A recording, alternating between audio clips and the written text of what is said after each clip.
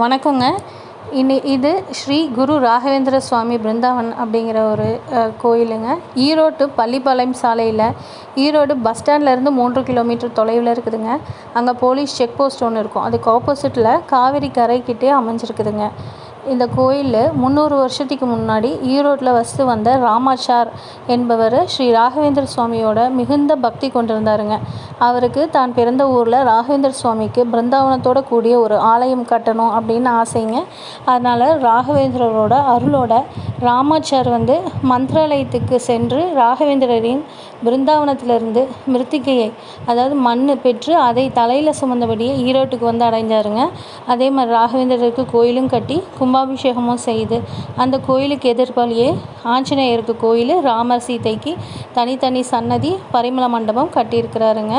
இது ரொம்ப நல்ல விசேஷமான கோயிலுங்க. அமைதியாக இருக்குது. மெடிடேஷன் பண்ண நல்ல குட் வைப்ரேஷனோடு இருக்கிற கோயிலுங்க. நம்ம மந்திராலயம் சென்றால் கிடைக்கும் புண்ணியம் இந்த கோயிலுக்கு வந்தாலும் கிடைக்கும் அப்படின்னு பக்தர்களோட உறுதியான நம்பிக்கைங்க. இது காலையில் 7 to 12, சாயந்தரம் 5 to 8 நடை திறந்திருக்குங்க. பக்கத்துலேயே சோழீஸ்வரர் கோயில்னு ஒன்று இருக்குதுங்க. இது ஒரு சிவன் கோயிலுங்க. இங்கேயே எல்லா சாமிக்கும் தனித்தனி சன்னதி இருக்குது. இங்கே விஷ்ணுவுக்கும் சன்னதி இருக்குதுங்க. நல்லா அமைதியான கோயில். அங்கேருந்து பார்த்தாவே காவேரி கரை எல்லாம் தெரியுதுங்க. இங்கேயே பக்கத்தில் ஆதவன் மாதவன் ஆலயம்னு ஒன்று போட்டிருக்குங்க. இங்கேயும் சிவனுக்கு தனி சன்னதி, பக்கத்தில் பெருமாள் இருக்கார். அதுக்கு பக்கத்தில் மாதவன் அப்படின்னு அங்கே ஒரு சிலை இருக்குதுங்க. சின்ன கோயில், நல்லா இருக்குதுங்க. பழங்காலத்து கோயில். சந்தர்ப்பம் கிடச்சா போயிட்டு வாங்க. நன்றிங்க. டீனா ராஜா.